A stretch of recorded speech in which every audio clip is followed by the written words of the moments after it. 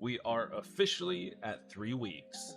Day 21 of being laid off from my job and pursuing my dream of being a full-time game developer.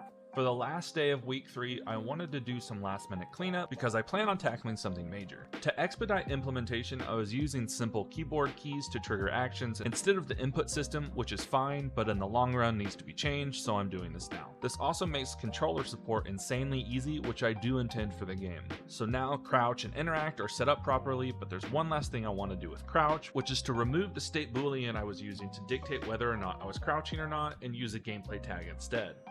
I brought these up in a previous video, but good lord are these things cool. With that changed, I can now change both blocks of code to green.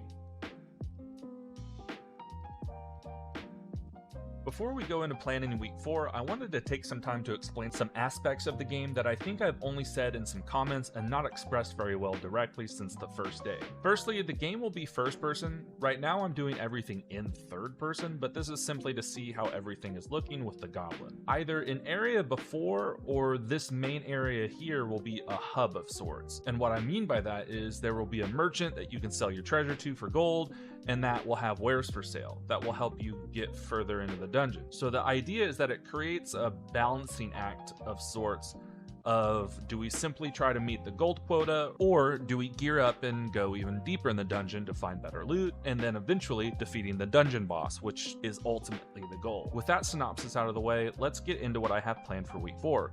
The top priority is netcode. Netcode is something you should really do early on, and honestly I've already gone too far without doing it. I do have experience with this. It's not the worst thing right now, but it's definitely something I should have already been doing. And this is honestly probably going to take up most of the time, so the other two listed are if time allows. But those are true first person, which if you don't know is simply a first person game with a full body character instead of just floating arms. Lastly, if the first two get done, I will begin work on the weapon system. I know that was a lot of yapping, but I just wanted to give a clear direction where I'm headed with everything. And I also created a Discord, which was requested by a few people. So if that is something that interests you, you can find an invite in the comments and on my profiles. That's day 21. Lots to do going into week 4. Thanks for watching, and I will see you tomorrow.